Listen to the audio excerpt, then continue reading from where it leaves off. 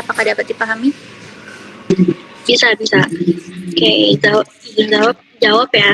Yang pertama tuh proker di BMFT itu cuma satu, itu DIPA, Dialog Sivitas Akademika, yang dimana itu kan kita sebagai advokasi itu menyediakan wadah buat mahasiswa Fakultas Teknik untuk menyampaikan aspirasinya atau suaranya ke jajaran birokrasi kayak dekanat, wakil dekanat itu kan kita undang.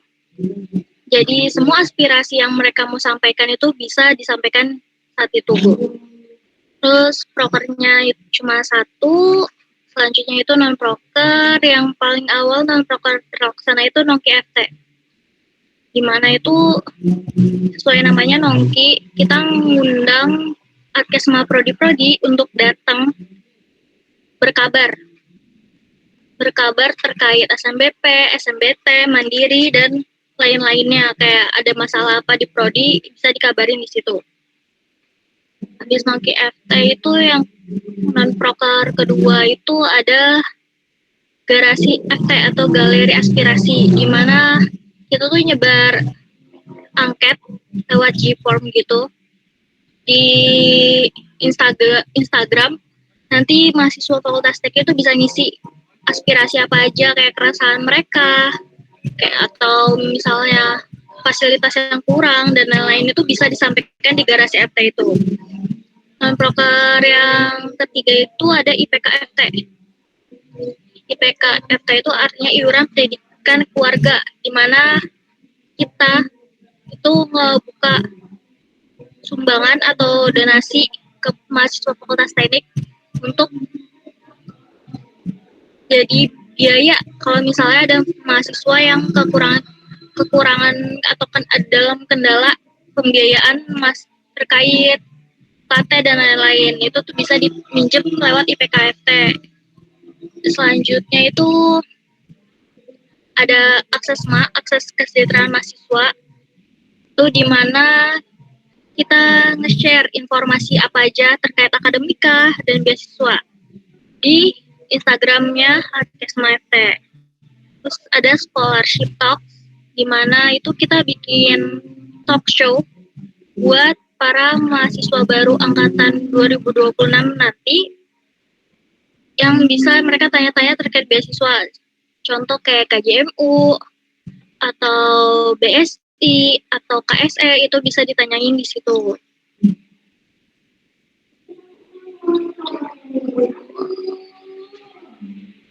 Oke, ya itu aja sih. Oke Kak, berarti totalnya tuh untuk yang prokernya itu 1 dan non prokernya itu ada 4 ya Kak? Atau ada yang salah dari perhitungan saya?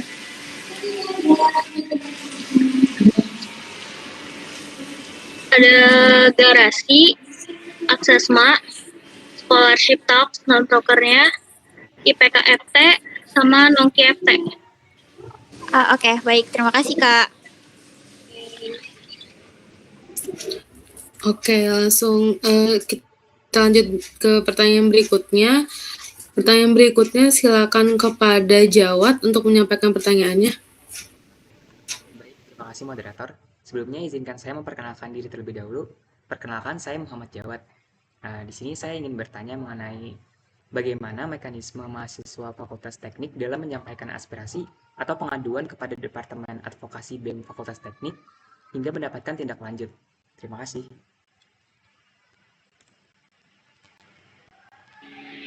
Oke, yang pertama itu mahasiswa Fakultas Teknik itu bisa menghubungi kita lewat Instagram, baik Instagramnya BEM Fakultas Teknik maupun Instagramnya Adkesma itu tersendiri.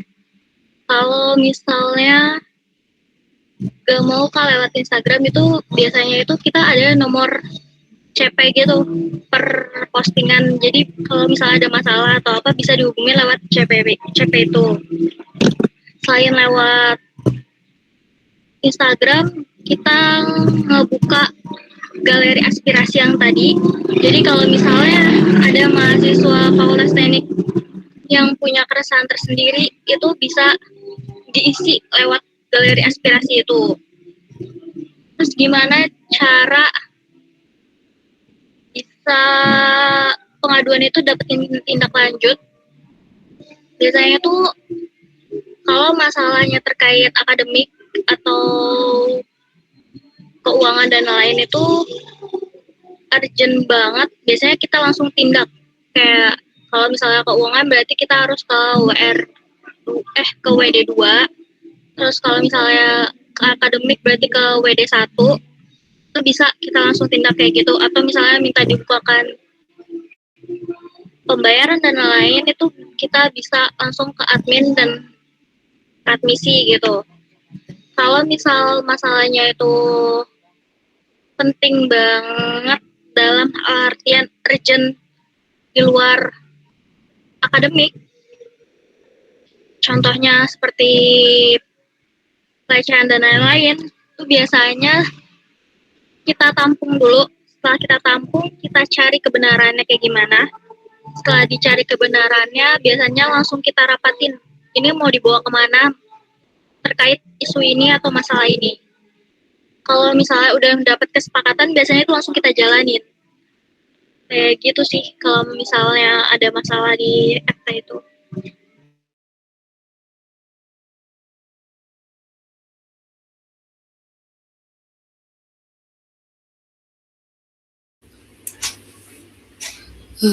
Oke, baik. Terima kasih Kak atas penjelasannya.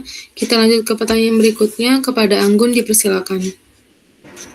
Oke, terima kasih kepada moderator yang sudah mempersilahkan. Sebelumnya, izinkan saya memperkenalkan diri terlebih dahulu. Saya Victoria Grutami, biasa dipanggil Anggun, dari Program Studi Statistika Angkatan 2025. Aku izin bertanya nih Kak. Pertanyaannya itu, dalam kasus server Siakat yang mengalami gangguan hingga menyebabkan kuota MKU itu penuh, menurut Kakak sendiri, apa sih akar permasalahan yang harus diidentifikasi terlebih dahulu? Apakah sudah jelas pertanyaannya? Jelas. Oke, kalau misal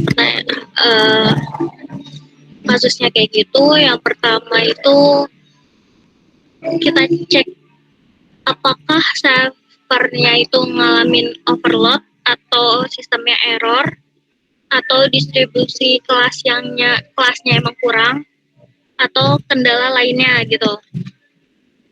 Kalau ternyata servernya bermasalah hingga mahasiswa nggak bisa ngakses KRS pada waktu yang sama, maka kan persoalannya bukan cuma kuota ya, tapi nyangkut tentang koneksi atau web itu, gitu.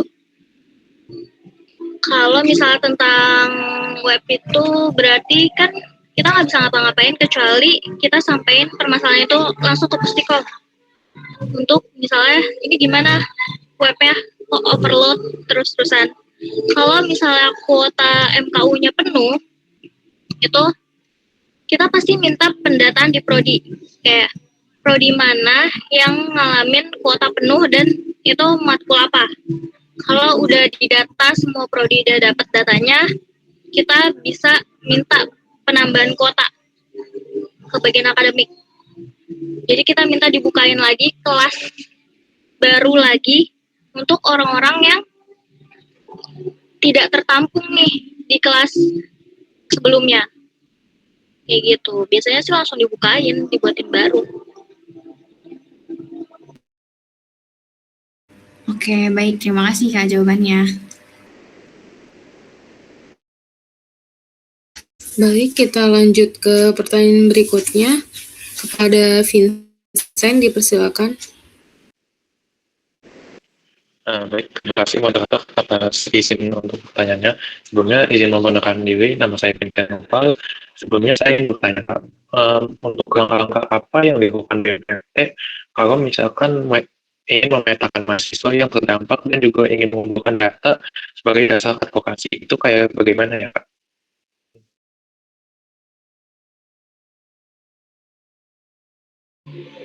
Yang terdampak ini tuh terdampak bagian mananya gitu? Apakah kayak terdampak bencana alam atau apa lain-lain? Izin menjelaskan, Kak, ya, terdampaknya itu seperti kayak misalkan ada masalah tertentu gitu. Nah, itu gimana sih cara ngumpulin datanya gitu dan apa sih mengelompokkan mereka gitu sebagai dasar advokasi?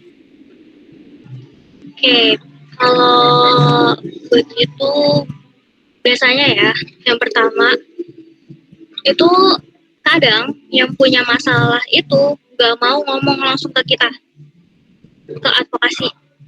Jadi kita tuh biasanya dengar seliweran kabar, kayak dari pihak ketiga kah, pihak keempat kah, itu kayak merasa janggal atau merasa aneh gitu harus disuarakan, sedangkan pihak yang sebenarnya butuh keadilan itu tuh nggak mau ngomong.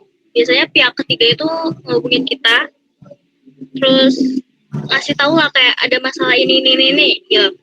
Setelah itu kalau misalnya kita tahu orangnya siapa dan dari prodi mana, nomornya juga kita dapat tahu, kita langsung chat atau kita hubungi orangnya kayak menanyakan apakah hal yang kita dengar itu benar atau enggak.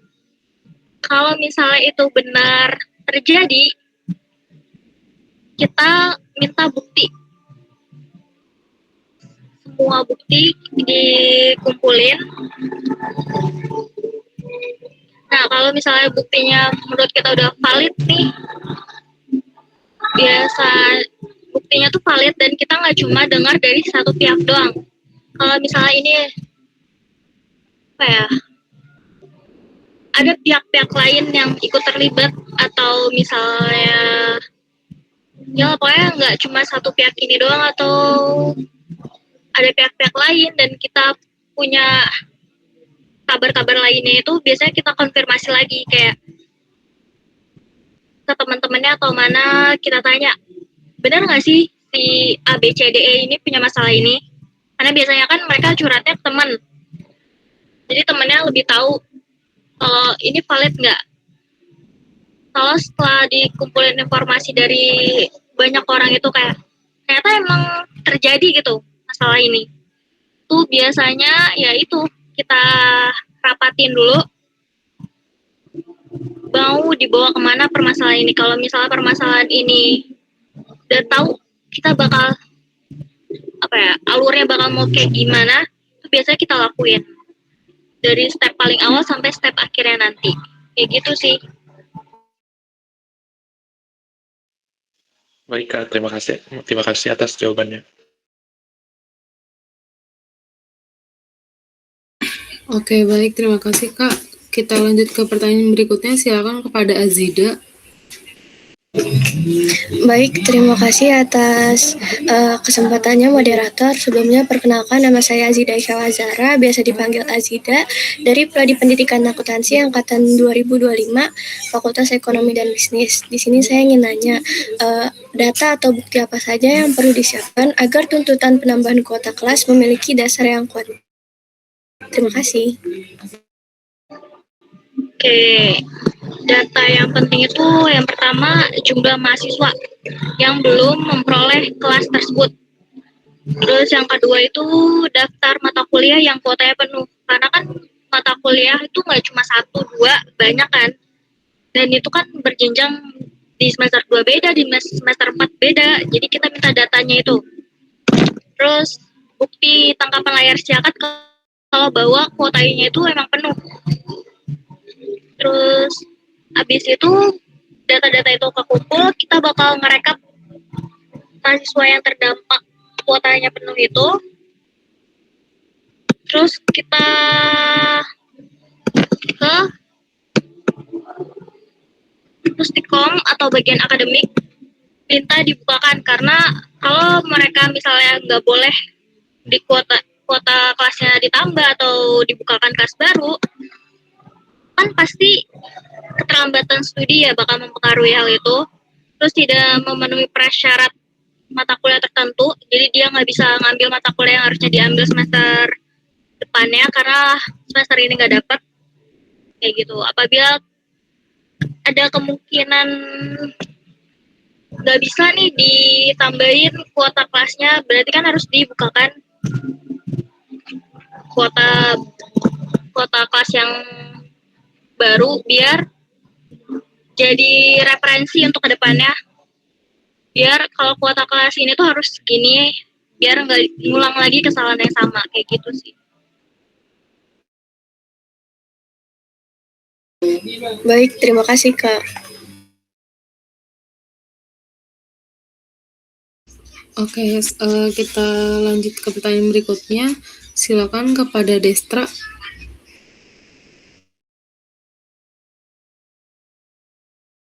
Baik, sebelumnya terima kasih moderator. Sebelumnya perkenalkan nama saya Desra Maulani. Di sini saya akan menanyakan strategi komunikasi dan negosiasi seperti apa jika yang biasanya dilakukan BMFT nih saat melakukan audiensi dengan pihak kampus agar tuntutan dapat diterima tanpa memicu sikap defensif. Terima kasih Kak sebelumnya. Pertama-tama yang harus disiapin itu data. Data apa yang mau kita bawa ke birokrasi gitu. Kayak misalnya kita mau ngajuin tuntutan terkait UKT atau masalah IP. Kita kumpulin dulu data-datanya mahasiswa yang merasa dengan IP atau UKT segitu. Gitu. Setelah datanya ada, kita coba olah kata. Jangan pakai bahasa yang menyudutkan pihak birokrasi gitu. Terus yang selanjutnya itu fokus ke penyelesaian masalahnya, bukan mencari siapa yang salah, entah birokrasinya emang yang salah, atau kitanya yang salah, atau mahasiswanya yang salah. Kita tuh menghindari itu. Kita fokus untuk cara jalan keluar. Gimana sih masalah ini tuh kelar gitu. Terus kalau misalnya birokrasinya nggak mau dengan solusi yang awal, kita udah mempersiapkan alternatif solusi yang lain yang menguntungkan semua pihak, nggak cuma birokrasi ataupun kita sebagai advokasi. Dan pakai bahasa yang sopan tentu aja, sama sopan santun gitu. Menghindari kata-kata perkataan negatif dan lain-lain itu.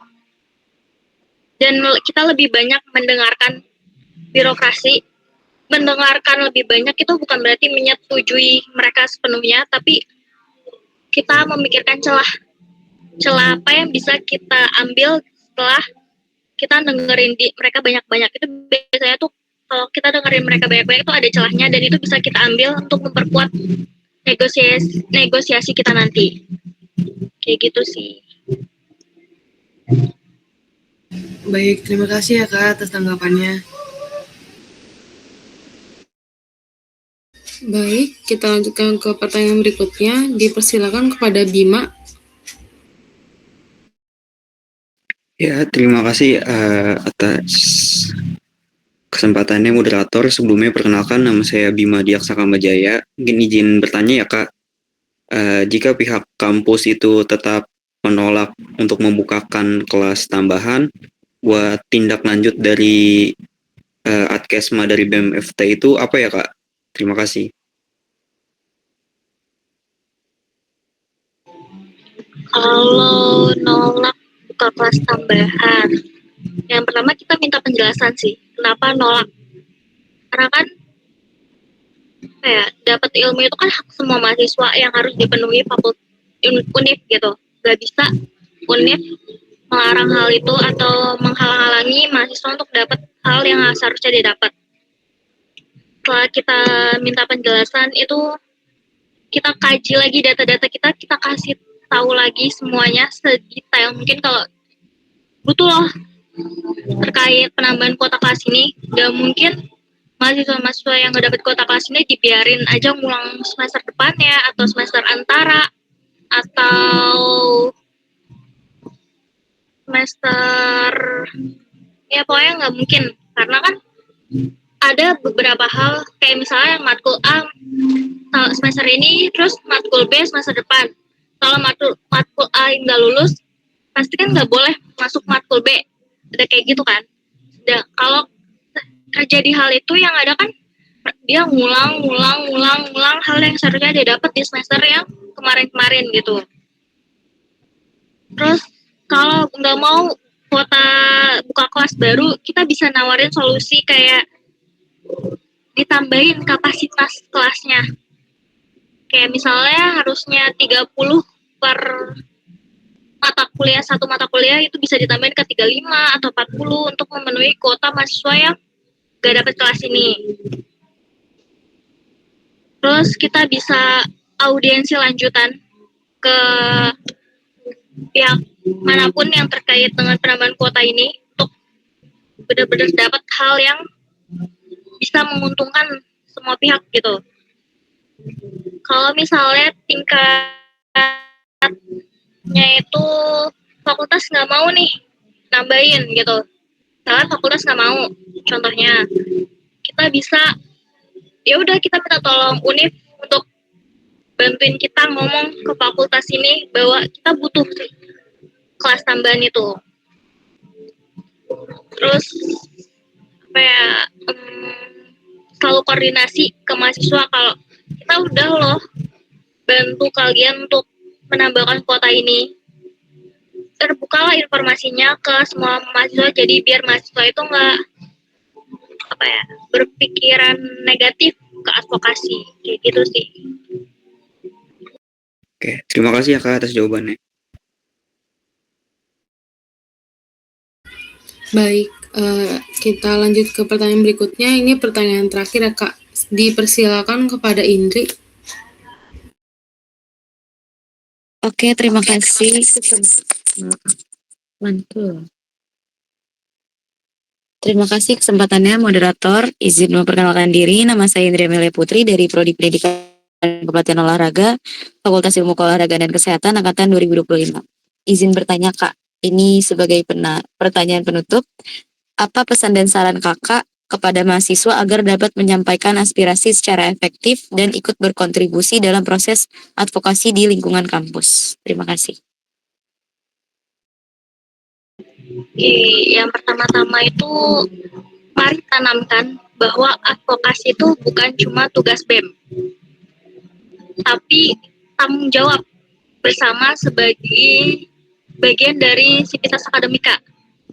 Jadi kalau BEM itu kan lingkupnya itu kayak gak bisa memeluk atau menjangkau seluruh mahasiswa kan. Tuh jadi kalian kalau misalnya menemukan kejanggalan atau ada masalah, isu sosial dan lain-lain, bisa disampaikan ke kami. Jadi bukan cuma tugas kami yang mencari tahu, tapi kalian bisa jadi tangan kami lah advokasi. Biar kita tahu, oh ternyata di prodi ini ada masalah ini loh, oh di prodi itu ada masalah itu loh. Biar kita tahu, karena biasa kita itu kan nggak ketemu setiap hari atau ngobrol setiap hari. Jadi nggak tahu kabar-kabar prodi-prodi itu kayak gimana.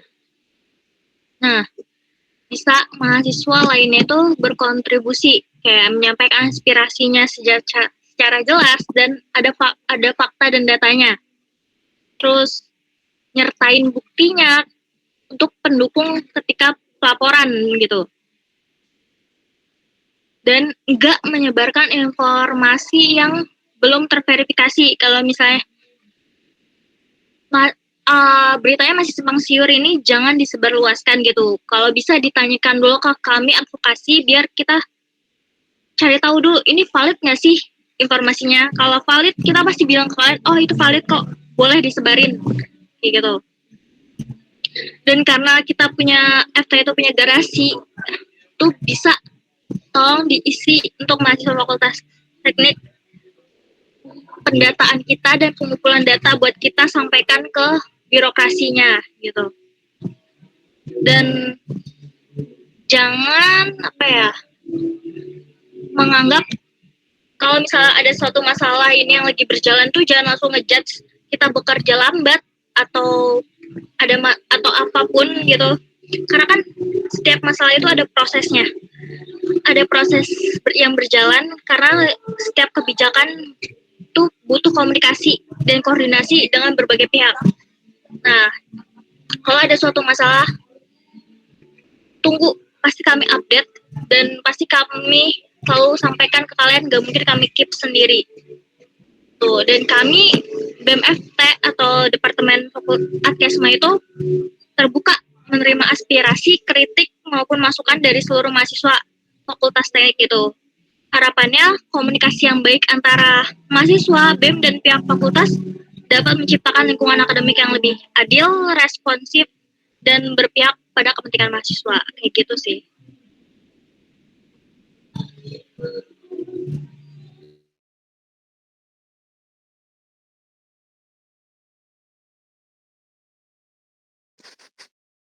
Terima kasih, Kak. Baik Kak, terima kasih atas semua jawabannya. Mungkin sesi tanya jawabnya itu aja. Mungkin dari teman-teman masih ada yang pengen memberikan pertanyaan tambahan, dipersilakan.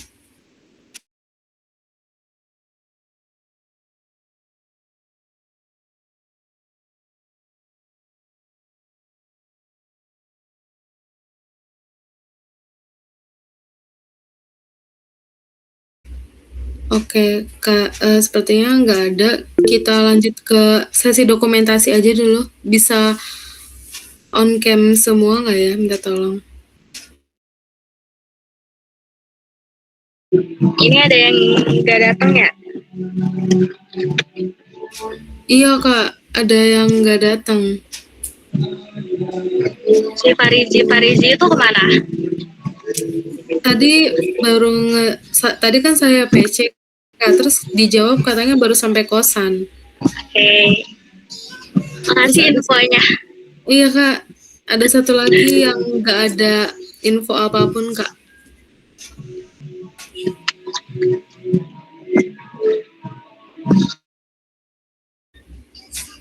Ini kayaknya ada yang bisa SS nggak ya? Soalnya di saya off cam semua. Kayaknya sinyalnya jelek deh. On cam kok on cam. Yang nggak on cam Indri sama Dwi. Oh, Indri, kamu berdua di device ya? Ya berarti Dwi. Mau aku aja yang SS?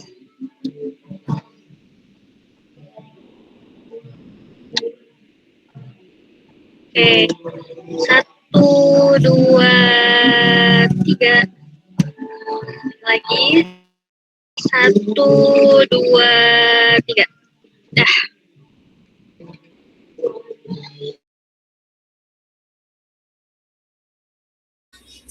Baik Kak, terima kasih atas waktunya untuk malam hari ini. Semoga ilmu yang telah Kakak berikan dapat bermanfaat bagi kami ke depannya. Penjelasan yang Kakak sampaikan sangat membantu kami memahami peran dan proses advokasi khususnya di lingkungan BMFT. Mohon maaf apabila selama wawancara ini terdapat tutur kata maupun sikap yang kurang berkenan. Terima kasih Kak, semoga Kakak selalu diberikan kesehatan dan kelancaran dalam menjalankan segala aktivitasnya. Terima kasih Kak. Ya, sama-sama.